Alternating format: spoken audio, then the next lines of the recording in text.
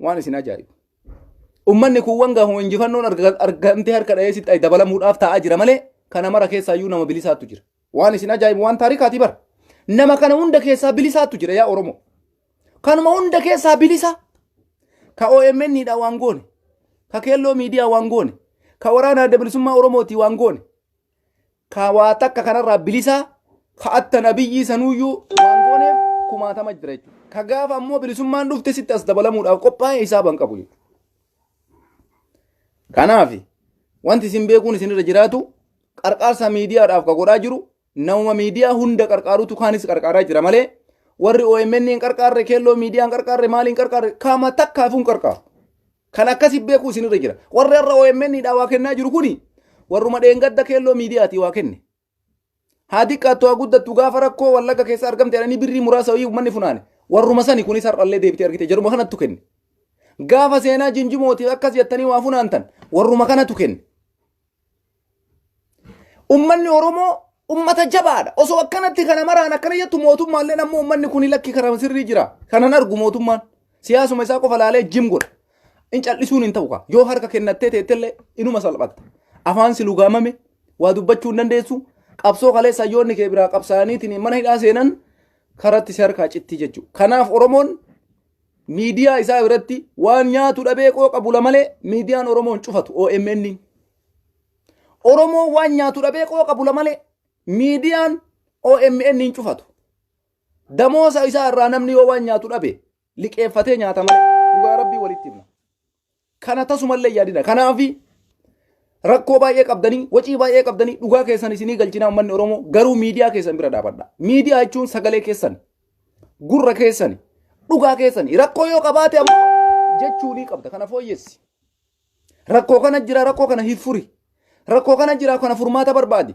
Bakka kana jira kana sirreessi. Kuni aadiidha waan walumaan jedhamee sirraa'u malee komiidhaaf jecha xiiqiidhaaf jecha miidiyaa Oromoo kamuyyuu ka cufatu hin jiru. Miidiyaan Oromoo banamee mallaqa dhabiinsaaf wacii dhabiitiidhaaf cufatu takka illee hin jiru. Kana beekuu qaba mootummaanis. Garuu mootummaan kuni osoo uummata Oromoo kana miidhuu dhiise. Waan biraallee dadhabu Oromoon irraa gaafii gaafate deebii argachuu hin dandeenye. Gaafii abbaa biyyummaa, gaafii Finfinnee irratti, Finfinneen teennaataatu irratti, hidhamtoonni siyaasaa hiikamanii irratti, daangaan Oromiyaa sararamuu irratti, hattaan biyya alaa dhufanii miidiyaa Oromoo cufuun kuni Oromoo miti wayyaaneen gootee dadhabde jechuudha. Kana ammoo inni irra ilma Oromooti jennee nu bakka lamatti wal qoonnee Oromoo keessaa namni OMN naa cufatuu barbaadu isaa ban qabu bara. Deeggartoonni bilchiginnaa hundi isaanii OMN akka cufatu barbaadan. Oromoodhaaf kaleessa ammoo miidiyaa OMN jechuun rasaasa taankii wayyaanee ittiin cabsine jedhamee namni martuu dhaadheessa. Har'a ammoo akkasumatti wal qoonnee ka OMN akka cufatu barbaadu isaa ban qabu. Miidiyaa makan akkuma goonee cufna ka jedhu Oromoo waa baruufi. Kanutti qabsaa'u Oromoodha bara Amaaraa miti. Tigree miti. Kanaaf har'a rakkoo Oromoon keessa galee kana keessaa bahuudhaaf tarabbiillee dirqama. Angizee takka takka maal jedha beeytanii? Wallaahi karruma qaqqollofadheetumaan du'aa hima godhuudha jedha bakka rabbuma kanatti. Falli biraa dhabamee jira bara. Du'aa hima itti goota rabbitu waa maraa furmaata fidaa miree rabbuma kanatu nurra kaayisallee. Gaafa kaleessa dhufee 4 kiiloo seenu ana Oromoodhaaf hojjedha jeetuma dhufe. Haa ta'u ammoo ani akkas isinii godha jeetuma dhufe. Amma ammoo wanni ulfaate alatti miidiyaa keenya dadhabne keessatti hayyuu keenya ka barbaadan shugguxii itti fannisanii ajjeesuu kaan ammoo mana hidhaatii ol guuranii yoo ati bootte maa bootta jedhanii si tumu. Kana amma maal gootare rabbuma jalaa harka qabattee yaa rabbi falli maali? Amma sadarkaa sanitti deebi'uuf deema Oromoon. Mee amma mee ilaalaa jiran sadarkaa irra jirtan kana ilaalanii. OMN qarqaarsa gaafatee dhabuun hagam Oromoon akka rakkoon keessa galaa jiru kana namni martuu quba qabaachuu qaba. Kaleessa wayita akkasitti Abdurrazzaaq faa yeroon geessee faa dajanee guutama faa OMN irra ta'aniitiin sa'aatii tokkoof wayi ta'anii birrii argachuu dadhabanii hisaaba loliitiitiin guuratan kaleessa birrii hisaaba lolaati maaf ta'a kun maaf ta'a wanni akkana sirraa'uu qaba Oromoon ima miidhama qabnaa wacii baay'ee qabnaa waa baay'eetti manni Oromoo taaggalaatuma jira waa baay'ee ifaajaatuma jira kana hundaafuyyuu garuu qabsoon kaleetiif tahar'aa tokkoo miti jechuu kiyya.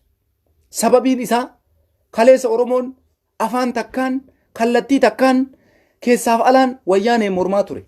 Har'a ammoo wallaahi laziim Oromoo ta'ee mana 10 nam tokko bakka kana yoo jiraate namni 20 keessaa namni 10 mootummaa waliin jira. Namni 10 mootummaa waliin hin jiru. Kun Oromoodha. Bakka lamatti wal qoonnee jirra jechuudha.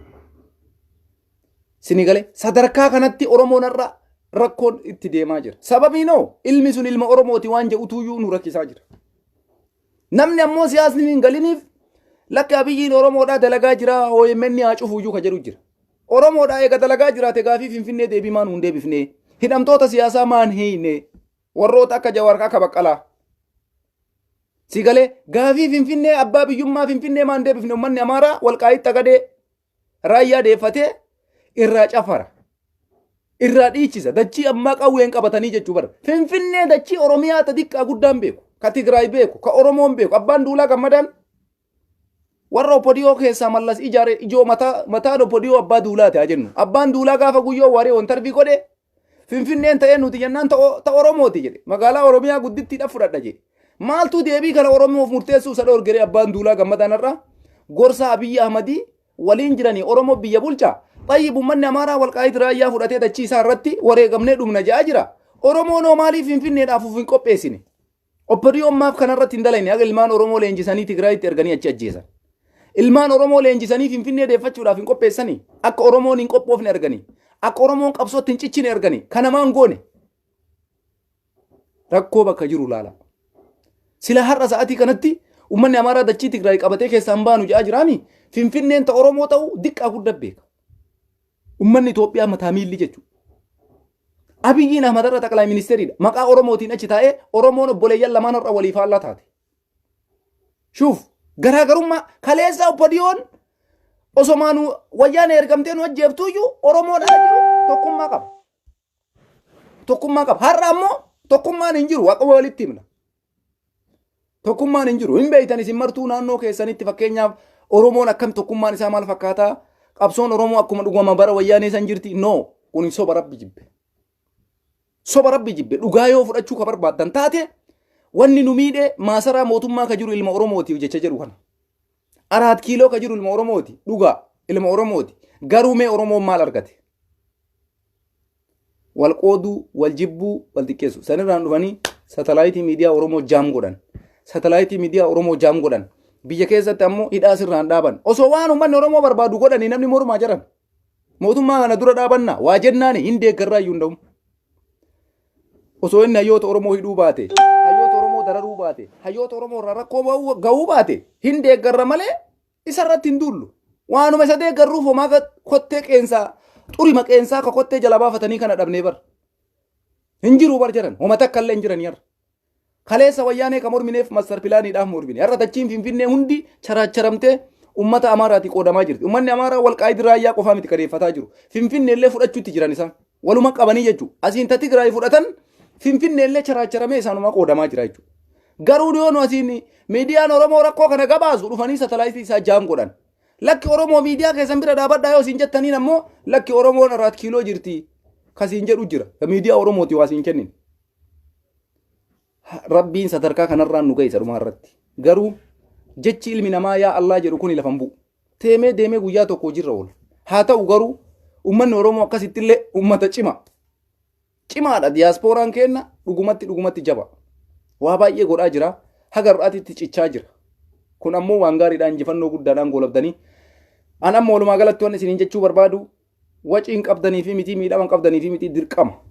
Miidiyaa keessan bira dhaabadha. OMN dha tumsa goofandiin baname liinkii isaa Facebook irratti maxxane birrii 100 gaafatan san borii 50 keessaa guutamee argamuudha qaba yaa Oromoo. Kennaa miidiyaa keessanii. Abdiin muriin hin jirraa kun warra illee hin jirraa. Namni Oromoo injifachuu danda'u tokko illee hin jiru. Nutti as deebi'i jechuu ni qabda warra nu mormaa jiru kan ODDU. ODDU as deebi'i Oromoo waliin dhaabadhu Oromoon saba injifatu miti. Waggaa 150 Amaarriin dadhabee wayyaaneen hin dadhabde. Isin ammoo ODDU'n ilmaan Oromoo taatanii Oromoo addan qoodina.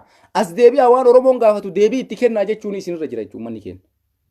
Kanaafi goofandii birrii 100 manni gaafate san akka guutamu mallaqa kenna. Kadan deettan kaardiidhaan kun waan ammoo wali qabdanii akkuma duraan gootan godha. Miidiyaa keessan bira dhaabadhaa. Miidiyaa kana Jawaar immaan maal isiniin jedha. Oromoon har'a miidiyaa isaatiif waan guuru yoo dhabu. Mana hidhaa keessa taa'e isin taasisamaa waggaa takkatti Jawaar mana hidhaa seenee miidiyaan OMN satalaayitii irraa bu'ee satalaayitii irratti deeffachuu dadhabe Oromoo wayita jedhan wallahi salphina guddaa. Jawaar illee isinii kolfaa. Abiyyi illee isinii kolfa mataan isaatu. Saatalaayitii cufee kaleessa guyyaa takkaaf saatalaayitii OMN gadi buusuu hin dandeenye wayyaaneen. Yoo gabbuuste sin deebi'a. Haa ta'u kalee farri tokko miti. Har'as ammoo yoo Jawaar waggaa Jawaarii dhabeetti OMN saatalaayitii irra deebi'uu dadhabe waan baay'ee nama ajaa'ibu. Ulfaataa akkanaan jiru. Kanaafi Abiyyi illee nu tuffataa Jawaar illee ammoo Oromooti yesunumatti jabaatte isiniin jedha. Garuu akka wanni kun nuun hin jedhamneef tattaafachuudha qabna. Wallaahi liqeeffannee nyaachuu qabna. OMN deeggaruu haga isa dhumaatitti tattaafachuudha qabna. Waan biraa yoo waan kennu dhabe jedhe jechuu uummanni keenya. Bakka jiranitti ammoo uummata gurmeessanii walitti yoo guuran warra kaardii hin qabne maastar kaardii warra hin qabne warra akkasii kafaluu hin dandeenye kallattii biraatiin kennaa jira. Nama baay'eetu xiiqii keessa seenee doolaara 1,000 kennaa ture. Rabbiin dachaa isin haa kennu.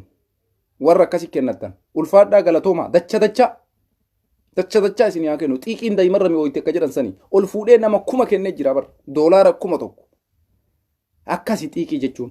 Kanaaf ammoo sadarkaa Tigraay sadarkaa Oromoo waliin hin madaalinaa jechuu kiyya. Oromoon dhugaadha saba jabaadha garuu har'a waan nu baraatessi jira. Kana quba qabaadha. Hayyoonni teenallee aartanii simmeetii keessa galtanii akka Abiyyiin nu godhe taatanii aartanii utaalinaame. Maaliif isin hin jabeetanii Oromoon akka jabaan akka hin taane ta'e kana walumaan argaa jirra jechuudha. Tigraay ammoo hayni jirtu suni miiliyoona 6 isin jettan sun alaaf keessaan tokkummaa qabdi. Takka akka nuti har'a kun Abiyyi deeggaree kun Jawaar deeggaree kun Jalmarroo jedhee kun Marree jedhee kun Wobo jedhee kun akkas hin jiru jara bira tokko. Wayyaaneen TPLF Tigraay bakka buuti Tigraay hundi itti amane ka keessa jiru itti amane dargaggeessi isaa itti amane hawwoliin isaa itti amane dubartiin isaanii itti amante diyaaspooraan ala jiru ka biyya Awurooppaa kana keessa jiru bakka biraa jiru hundi itti amane bifa saniin tokkummaadhaan yoo goofandiin tokko baname miiliyoona yoo gaafatan miiliyoona argatan isaan. Oromoonoo bakka jirtutti uf bira laale nama 10 keessa 5 Abiyyi waliin jira 5 akka jira. Kana keessatti Oromoon sadarkaa kanarratti tattaafachuu jirra jechuudha. Kuni nu sirraa'uudha qaba. Nuti wannummaan jalqabaayyuu kaanee lakki Oromoo qabsoon ta'e nagara katakatti adeebitu. Isa dhumaa irratti paartiin siyaasaa tokko haa ta'u maaliif jenna nu beeytanii? Kaafaa of abaa oonu dhufanii tokko haa ta'u wayita jennu sababa qabna bar. Tokkummaa Oromoo barbaanneetti malee Oromoo laaffisuufi miti. Tokkummaa Oromoo jabeessuudhaafi. Oromoon akka Tigraay kanatti paartii tokko jabaa yoo qabaate paartii masan jala cicha namni isa injifachuu danda'u takka hin jiru. Har'a Tigraay kanaaf injifatamuu dadhabde.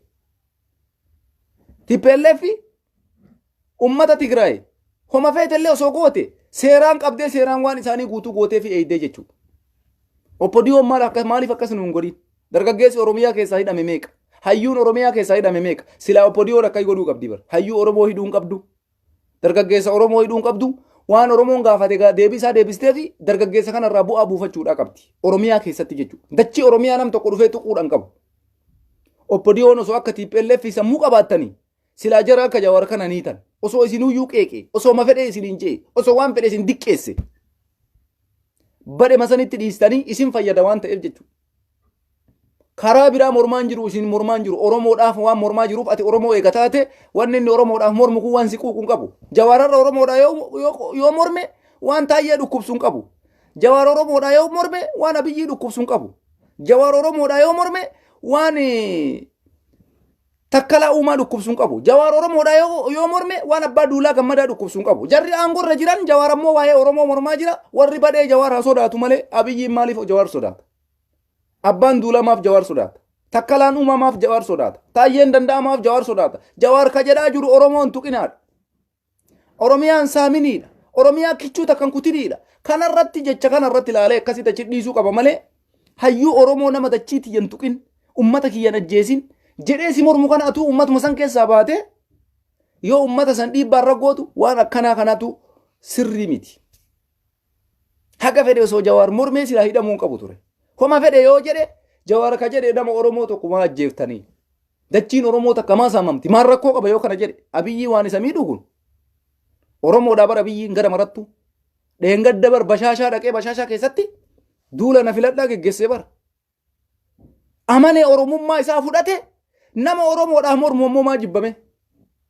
Nagarramaa baran kanatu gaafii natti uuma.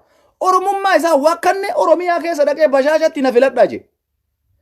Gaafa aboo hayyuun tokko Oromiyaa keessaa bahee nama kana ajjeesinaa kana diidinaa dachii Oromoo diqqoollee hin sharafina jedhu maaf hidhama. weellisaan Oromoo tokko gabbee yoo waa'ee Oromiyaa sirbe maaf ajjeefama? Maaf hidhama? Kanatu sirraa hudha qaba. Nuti ODDU'n nama isin qeequ akkaataa isaa adda baafachuu qabdan sila. Namni isin qeequ aangoo isinirraa fudhachuuf miti. Jawaararra waan fedhe jedhee yoo Abiyyi qeeqe miidiyaa fedherra bahee waan fedhe yoo dubbate aangoo Abiyyi irraa fudhachuu hin danda'u. Sababiin isaa Abiyyiin ilma Oromooti, innis ammoo waan Oromoo waan Jawaar jedhuuf kana beekee itti amanee irra kutuufi qaba. Bifa saniin itti deemuu qaba malee bakka kanan goonetti wanni ta'u takka illee hin jiru jechuudha. Wannummaan ta'u takka illee hin jiru. Fuudhanii hayyuu Oromoo bakka hidhanitti Oromoon akkasumatti osoo ima iyyu osoo ima falmu yoo humnaan danda'e humnaan. Yoo dadhabe ammoo du'aayii godheetti giliidhaan homa amma akkasitti ammoo wanni uummata keenya adda baraateesse maali? Hayyoota Oromoo ka hidhamanii miti. Artistii keenya ka du'ee miti malee Oromoon rakkoo biraa maalirraa qaba ODDU irra. ODDU nama keenya ajjeesin hayyoota hiite hiiki. Hayyoota hiite hin darariin gumaa artistii du'ee nu baasa. Kanuma malee lakki abboonuutu malee aangoo irra baanu malee namni jedhe takka illee hin jiru. Soba kun soba kun warra siyaasaa waan akkasii kana wallahi soba kun waan akkasii osoo jedhame jalqaba jedhama. Oromoodhaaf yoo dalage wanni mormamuu hin jiru. Oromoodhaaf waan tokko godhe wanni mormamuu hin jiru. Kanaaf walumaa galatti uummanni keenya miidiyaa keessan sappoortii godha. OMN ijaa fi gurra uummataati. Lafee dugdaa Oromooti. Afaan keettu si lugaamame jechuu Oromoo miidiyaan kee cufannaan. Liqaa ganda dhayxaa jechuu wanti liqaa ammoo homaa siin gootu gaafa fedhan sii dabarsan gaafa fedhan hin dhiisan. Dirqama wareegama barbaachisu kafaltee miidiyaa kee eeggachuu qabda. Gara hundaan akka kallattii kamiinuu dachii Oromiyaa keessaa burraaqu godhuu sirra jira malee OMN harka kennatteetiniin waciif jecha birriif jecha osoo kana baay'annoo osoo miiliyoona 60 jedhanii nu hassaban diyaaspooraa dachii kanarra jiru kana mara keessa miidiyaa tokkocha kana qilleensarra eeggachuu yoo dadhabne warri miidiyaa keenya irratti birrii gannaqee cufus nutti kolfa warroonni kaleessa miidiyaa kana gadi dhaabanis Jawaarfaa nutti kolfan nutti illee kolfuu maatan Oromooti jettuma jabaattee jechi jedhu kun hima dhufa jechuudha. Kanaafu maaf akkas nuun jedhama jabaachuun nurra jira. Jabaachuutu nurra jira. Kanaafuyyuu dirqama namummaa keessan bahuudhaaf miidiyaa Oromoo bira dhaabbadha. OMN qarqaara. OMN qarqaara. Kanuma wanni gadi fageenyinee isinitti himu jechuudha. Bira dhaabbadha. Sappoortii godha. Homaa miti addunyaan ifaajee baay'ee qabdan garuu haa ta'u dirqama mamaraa godhuun jechuudha. Kabiraa wanti asirratti amma dubbachuu barbaadu waa'ee Muhammad Diksiisoo falmataa kabbadaa artistoota Oromoo nama 40 mana hidhaatii hiikamee oduu gammachiisaadha kun. Wanni rabbiin jedhe malee wanni namni jedhe hin taatu. Guyyaa eebbaa isaa irratti yuunivarsiitii Jimmaa keessatti gaafa Muhammad Diksiis qabamee hidhame jechuudha. Gaafa inni qabamee hidhame an akka kiyyatti lubbuun hin jiraata jedheen eeyine mucaa kana.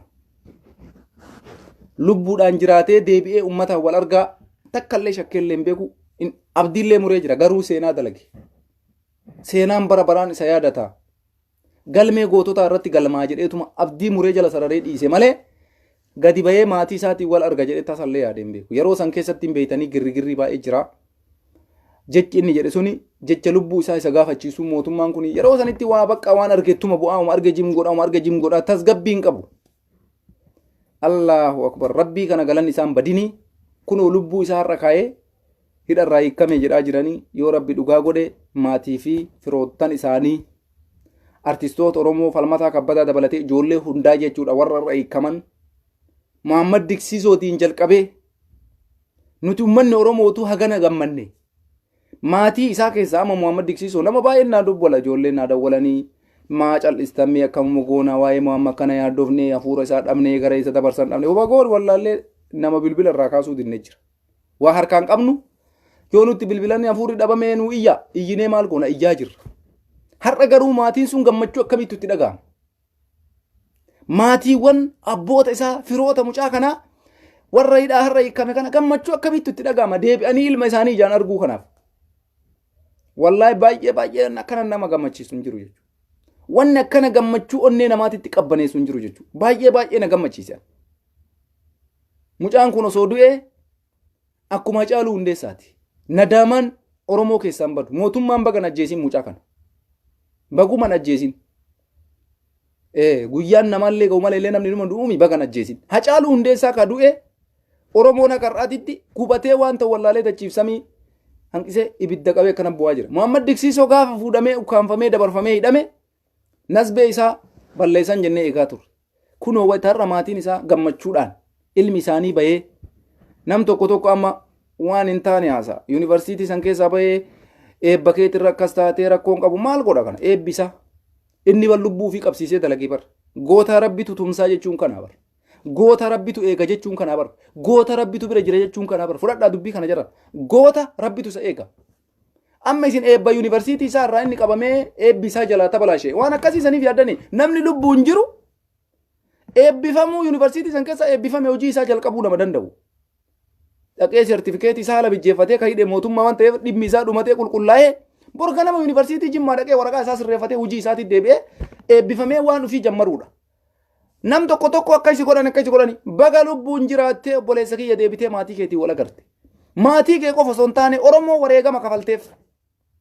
Ummata Oromoo wareegama kafalteef baga rabbiin itti deebisee saba kee qulqulluutii fi sillee wareegama kafaltee saba keetiif waan lubbuu tee qabsiiftee goote kana dobbiin du'a si hambisee baga jiraattee maatii keetii fi Oromoollee ergiteettanii ergaan isin dabarsuu qabdan kana jechuudha. Waa'ee eebba isaa waa'ee maal akkasiisanii naasa'u ilmi namaa. Lubbuu isaa jiraannaan miti har'a ka maatii isaatiin wal arge. Osoo du'ee hoo waa'ee eebba isaa dubbattanii waa'ee yuunivarsiitii dubbattu waa'ee eebba mana barumsaa isaa dubbattu hin dubbattan jechuudha. Kuni waan gammachuu guddaati. Rabbiin isa baasee har'a maatii isaatiin wal arguun nuti akkana gammannu haati isaa maal abbaan isaa akkam gammada. Obboleettiin isaa akkam gammaddi. Obboleessi isaa akkam gammada. An akkam gammade. Amanuu dadhabe. Ammallee namanne. Ammallee namanne bilisiginnaan namansiiftu waan ta'eef. Dhugaa isinitti himaa. Amma kanatti Muhammad Diksiisoo hiikamee hin amanuwan. Garuu ani akka namni yaadu sanitti hin yaaduwan. Dhugaa yoo ka dubbattu taate hayyuu feete ta'i profeesara feete ta'i. Muhammad Diksiisoo lubbuu isaatiin jiraatee maatii isaatiin wal arguun Oromoo hundaaf gammachuu guddaadha. Maatii isaatiifis gammachuu guddaadha. Sinii galee kanaafi baay'ee na gammachiisan. Guyyaa wayita argee akka malee gammadee garuu simmeetii kiyya uf dhorguu yaale. Sababiin isaa ammoo maali beektu? Wanti kun dhugaa akkam ta'a? Hin amannu kaa mootummaan kun nama gabbaasee deebiseedha. Gaduma baasee deebiseedha. Kanaafi wanti gammachuun zilaaqiin hin jiru jechuudha. Anammoo wanti kun yoo dhugaa ka ta'u taate wallaahi alhamdulillah rabbil alamin jedhee shukrii galfadhee jira. Rabbiin ammallee taanaan goota rabbitu jiraafimi. Luuyni bar osoo karaa deemtu bar lafa dhoyitee duutii bar. Sodaattuun bar karamarra kuftee duutii bar. Duutee musii kararra harkisanii bar. Hin beeytanii mima. Nama gadhee kanniin hin beeytanii warra ammaa biyyi qawwee maqabaaf isa deeggaru kunniin bar qawwee qabaaf isa deeggarani. Waan biraatiif iseen fakkaata. Nu hidhaa. Yoo waan hojjenne mana hidhaan kunniin amma kama kararra du'ee shamee argita. Ummata akkanaa kanneen jechuun warra bu'aa takka hin qabne. Lapheen isaanii bishaanii kanneen kama kararra du'ee jaldeessi nyaatu argita. Warra irraa biyyi yookaan. Marti isaanii bar lubbuu fi bar lubbuma isii tana keessa qoonqoma tanaan jiraachuufi malee waa takka kararra du'ee kama shamee argita. Quba isan qaba. Goota rabbitu tisiisa jechuudha. Sodaattu ammoo ka duutee shamte argita. Bakka duutee guyyaa inni du'een beeytu shamee rabbiin hin tumsuuf ka gadhee akkasiisan jechuudha. Har'a biyyiin qawwee qabaaf nama isa fiigu jira. Kanaaf Muhammad Diksiisoo rabbitu isa eege. Rabbitu isa tiise. Akka silaa ukkaanfame bakka sanii baasan bakka sanii dhabamsiisan hafuura isaa dhabne jedheetiniin Oromoon marti taasifaa muree taa'eerraa silaa har'a bahee isaa dhaga'uu miti du'a isaa dhaga'uu eeydanii miti. Har'a ammoo inni gadi bahee arginaan eebba keetii irratti akkasi godhanii eebbi keessi jalaa tabalaasha'ee waan akkana akkami jedhama kun. Baga lubbuun jiraatte obboleessoo. Baga baatee maatii kee agarte. Ta eebbaa ta wala yuunivarsiitii ta mana barumsaa itti deebi'ee waan hafte bakka hafte irraa itti xumuratee hojii isaa waan itti jiru itti deebi'aa jechuudha. Lubbuun jiraannaan jechuudha. Seeratu gadi dhiise bararrallee mana hidhaa cabsee hin baane mucaan. Mana hidhaa cabsee hin baane dhimmi isaa laallamee bilisa jedhamee gadhiifamee akka amma gabaasaa hartanitti rakkoo takka illee hin qabu jechuudha. Kanaaf yuunivarsiitii Jimmaa deemee sadarkaa irratti gaafa san irratti qabamee hidhameerraa waan hunda xumuratee sartifikeetii isaa fudhatee leenjii isaa bakka dhaaberraa hojii isaa xumuree hojii ofii jalqabuu danda'a jechuudha. Inni ammoo Oromoo hundaaf fakkeenya ta'e dargaggeessa lafaa dhufaaf fakkeenya ta'e wareegama barbaachisu kafale kana booda hojii isaatti deebi'ee barachuu har'as ammoo Oromoodhaaf onneen isaa sodaan qabduun argita. Fuula isaa argee jire isa yoo fotoon isaa sun fotoo ammaa taate dhugaa rabbiititti baay'ee natti kan na gammachiise iyyuu malee. Sababiin isaa ati waan tokko yoo ofirraa murteessitee goote hirrifattu bara. Hirrifattu. Muhammad Diksiisoo gaafa waa'ee Jawaar Mohammaffaa Free Jawaar Mohammad Justice for Hacaaluu Hundeessaa jedhee dubbatu qophaa'ee dubbate. Reedii ta'ee jechuudha. Yoo du'es yoo jiraadhes lubbuu kiyya saba kanaaf kenne maqaa Jawaariin du'uun maqaa Hacaaluun du'uun nan qocca'u jedhee uf qabsiisee dhaqe. Akkasuma har'a ammoo wayita fotoo isaa arguan mucaan kun akkamiin yaadda'uu dhabee qaamni isaa huqqachuu dhabe jedhee yaade. Tasumallee yaadan qabu. Yoo du'e galmee waaqoo guutuu koruudhaaf mucaan gaafa san ka dubbate. Kanaaf goota rabbitti isaa isiniin jenna jechuudha. Ati waan tokko anamma waan tokko murteessee yoo godhe hirrifadhu bara. Fakkeenya amma si ajjeesaa jedhee yoo ka'e bilxiginnaa tokko keessa murteessee yoo dhufee si ajjeese yoo hidhame ittiin gaabbu yoo fannifames ankaayoon kiyya si ajjeesuu waan ta'eef jechuudha. Waan tokko murteessitee yoo goote shakkii xirixiriitis keessa sammuu kee keessa hin jiru badee dhumate. Kana wanni Muhammad Diksiisoo godhe kana. Hin dhaqe na ajjeesanii na fannisanii jedhee murteessee dhaqe. Free Jawaar Mohammad Justice for Hacaaluu Hundeessaa sa'aatii sanitti osoo abiyyi rasaasa itti roobse waraanni mootummaa jechuudha. Inni lubbuu isaa jalqaba kenneeti. Saniif rabbiin dachiifsamii uume guyyaan kee hin geenne hinduutuu yoo jiraatteetuma uummata keetitti deebitaa jedhee. Kanaafi wanti tasa si mudatuu fi wanti beeytee goote wal adda siin jechuu kiyyala. Amma waraanni adda bilisummaa Oromoo ijoolleen kaatee qabsoo waraana adda bilisummaa Oromoo woboo dabalamtu tuni lubbuu fi qabsiiftee itti dabalamte. Yoo itti dhukaastee ati ajjeefte gammachuudhaan Oromiyaan ni bilisoomti jedhaa du'an. Ati eenyu ati jetteen falmataa mirga dhala namaati. Oromiyaa bilisoomsuuf falmadha siin jedhaa du'a malee. Hin booyu akka waraana abiyyi san hin hollatu mogoleen isaa akkanan godhatu. Akka milishaa jechuudha. Kophee gurmurra kaateen deemu. Osoo dhiituu miti mataa keessa gad dhiitte, osoo gara dhiitte, osoo garana dhiitte. Lubbuu fi qabsiisee waan qabsoo seeneef naasuu takkallee hin qabu jechuudha. Kanaatuyyuu lubbuu Muhammad Diksiisoo hambisuu danda'e. Kutataa rabbitu satiisaa. Wareegamni inni kafale Oromoo biratti qaaliidha. Har'as taanaan baga rabbi si jiraachise.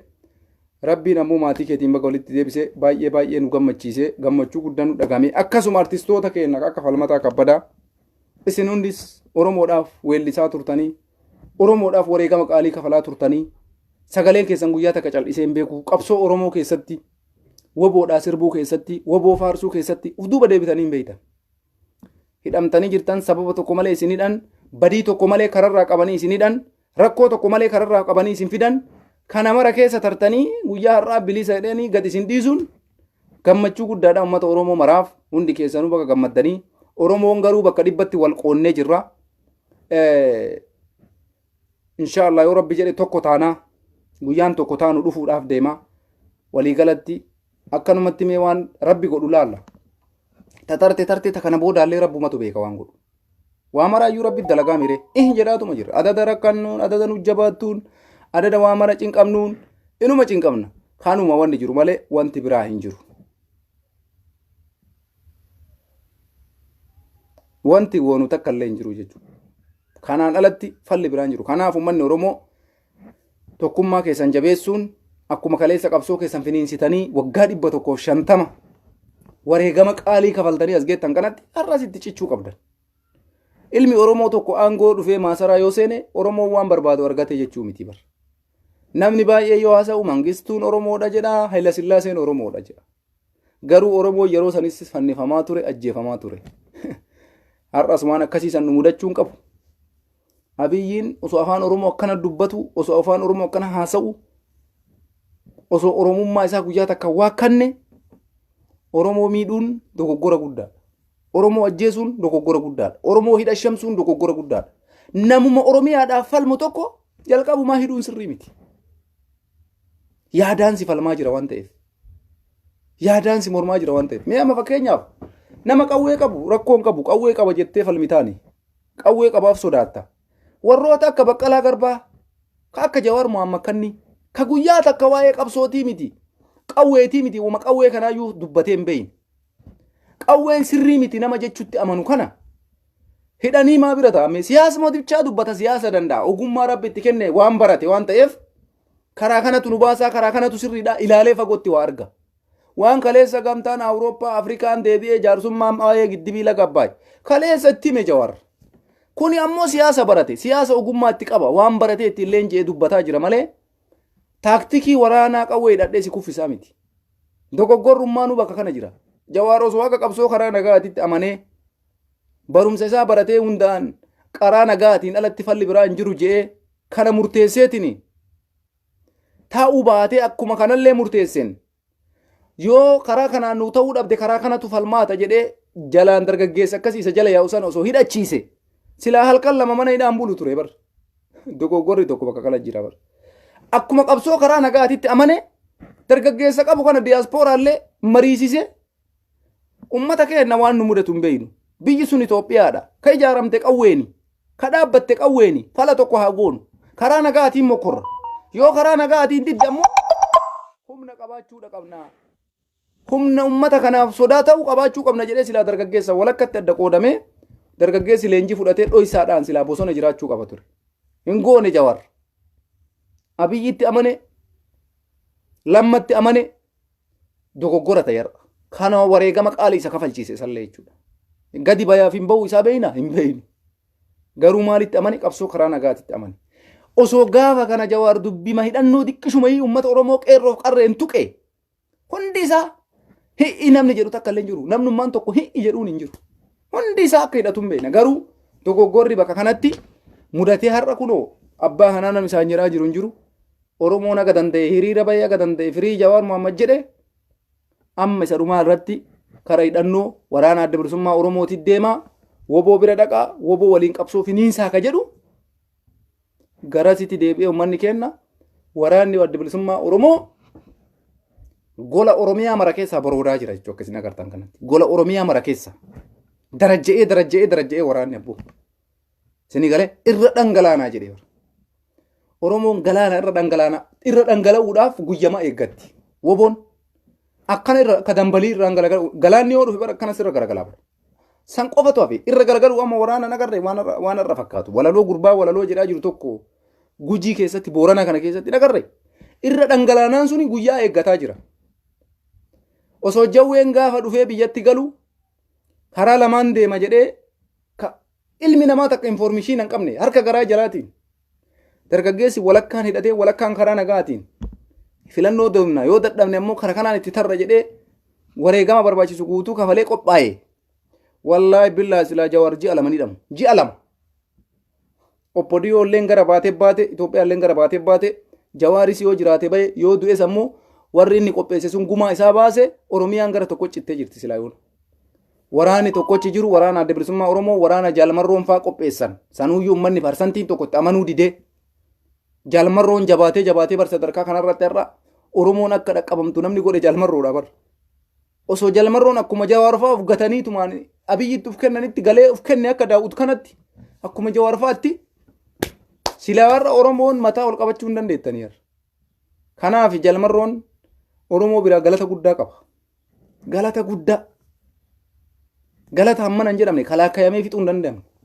Dhugaa Rabbii isitti ba'a. Kanaafi amma booda Oromoon hattan Jawaar fa'aa yoo gadi baate hidhannoodhaan alatti qabsoo karaa nagaa yoo ka jedhu taate Rabbumatti isa ajaja akkuma Profeesar Maraaraa akkasumatti osoo taa'u dulloomee agira qabri gala malee waan argatu takka illee hin jiru. Dhugaa isinitti maal Jawaar Muhammad jechuudha. Yoo callisee jechuuma gadi bayeetiin qabsoma karaa nagaati jedhe akkuma Profeesar Maraaraa guddinaa kana umrii isaa guutuu fixee bilaasha ta'a malee waa takka illee hin argatu. Hin argatu nam tokko Itoophiyaa keessatti karaa nagaati waa. Abadan Maraaraa guddinaa irratti sabbariyan. Profeesar Maraaraan guddinaa bara mootummaa meeqa waliin jira bara. Zaban Haayila Sillaasee illee bara tokko dhaqqabe bara. Mangistuu waliin ture bara. Mallasii waliin ture bara. Maraaraan guddinaa jechuudha. Mangistuu waliin ture, Mallas Zeenaawii waliin ture, Haayile Maariyaam Dassaaleny waliin ture, Abiyyi waliin mootummaa shammoo meeqa. Profeesar Maraaraan guddina haga irraatitti qabsoo karaa nagaati. Amma dulloomee bakka waggaa 5 booda Maraaraan hojiin ala ta'ee jira jechuudha. Jawaaris karama kana yoo qabate umriin isaa bilaashumatti irraa suta.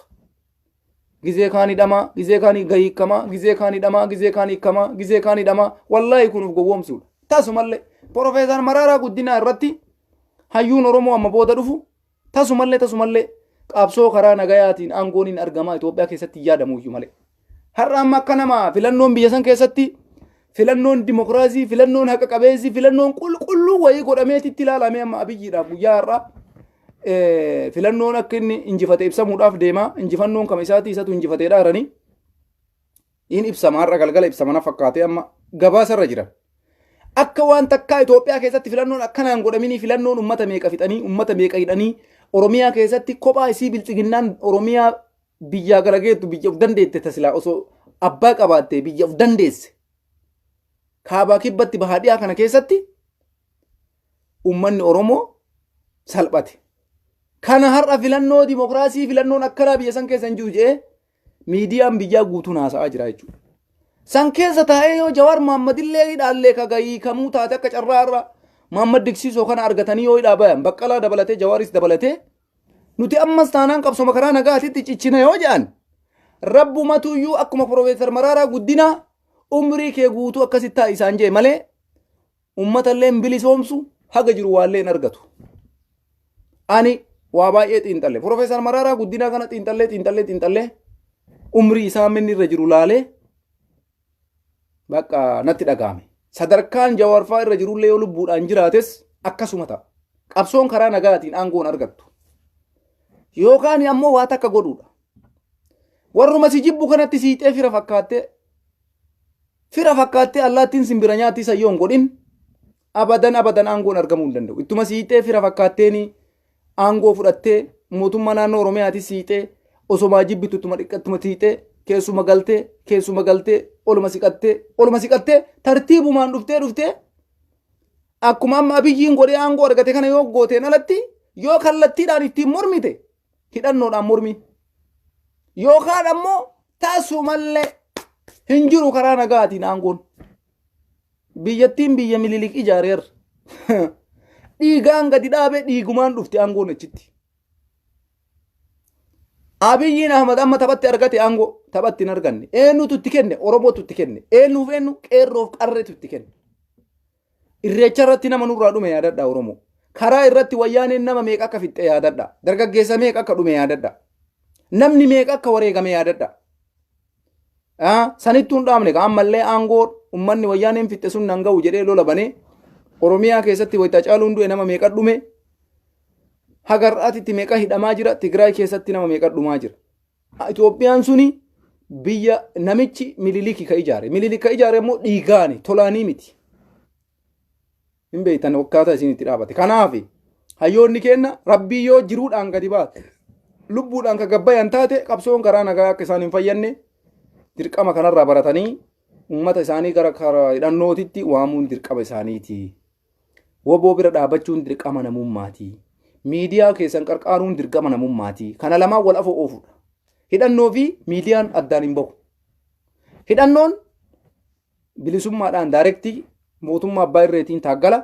Miidiyaan ammoo qabsoo isaanii addunyaaf ibsa addunyaadhaaf saaxilaa jechuudha. Kana lamaan qabaattee ennaan nama takka kadhachuus hin barbaachisu. Keessaaf alaan finiinsuu qofaa jechuudha. Kanumaan isin gaafannu kanaan alatti mootummaan uummata hidhame yoo hiikuu baate ammoo nu kaleessa kadhannee dadhabnee har'as ammoo wanni goonu hin jiru. Wanti nu goonu takkattiin uummata Oromoo biyya keessa jirtan gara qabsootitti seena, gara hidhannootitti seena. Gara hidhannootitti seena. Kanaaf falli biraan jiru hidhannoo malee, falli biraan jiru woboo malee, falli biraan jiru waraana adda bilisummaa Oromoo malee. Ta isin baaftu tanu. Jawaarfaa hiikkamanis du'anis gumaa isaanii baasuudhaaf yoo hidhanne qofa. Wobotti yoo amanne qofa. Yoo kanan taane ummata namaa gadiittu nama taphata. Namni qawwee qabu nama namummaan qabnetu kayoo gaaddidduu fi dheessutuyyuu dhiira sitti ta'a. Dhugaa rabbii isinitti himaa. Nama gaaddidduu fi dheessutu goota sitti ta'a. Qawwee qabaate taadhaan jechuudha. Amma warri nama arrabsu kun goota isinif fakkaata. Abiyyi abdataniiti bar. Qawwee abiyyi abdataniiti. Abiyyiin qawwee qaba. Jeeshii qaba. Shurxaa qaba. Kanumaa fi malee gootummaa biraan qabanii halkan gaaddidduu fi dheessa ummanni kun. Warri nama arrabsu kun koomantiidhaan. Waanii fi warri hin beekne kun jechuudha. Isinii galee namni gaaddidduu fi dheessu goota ta'ee si arrabsa. Maaltu kana godhe? Namni isaan qarqaaran nama qawwee qabu waan ta'eef. Sanumattuuyyuu maqaan isaa mootummaadha. Aangoo harkaa qaba. Poolisii qaba. Waraana qaba. Saniif akka godhata malee osoo nama waraana qabu wayiitiin taaggalaa jiraate hafuuran baafatu sinin jaa hafuuruma. Warra irraa biyyii deeggaru kuni hafuuruman baafatan osoo inni amma hidhannoo kana maalii jedhe. Isatu qawwee qabaafi akka namni waan goone hin jiru hin beekanii mire. Abiyyiin waan qawwee qabuuf, waraana waan qabuuf, poolisii waan qabuuf maaltu baanu godha jedhanii afaan guuttatanii nama arrabsan malee osoo dhugaa rabbiititti qawwee qabaachuu baatanii gaaddidduu isaaniiti nama dheessu. Gaaddidduma isaanii tan argite halkan. Nama jechuun nama mootummaa kana mormaa jiru goota jechuun biyya keessa taa'ee har'a bara nama lubbuu fi qabsiisee abiyyii mormaa jiru jiraar. Ka hidhamee hidhaa sarmuu dide. Ka dheessee dheefa sarmuu dide. Warra akkasiisantu qawwee qaba. Eenyuun na tuqa jaabar. Eenyuun na tuqa abbichuun qawwee qaba. Waraana qaba. Shurtaa qaba. Waan fedhe dubbadha. Abbaa fedhe arrabsa jedhaa. Wallaahi wata ajaa'ibaati. Walli magaalatti walli goodu jiru abiyyiin ilma Oromooti. Oromootu nu miidhaa jira.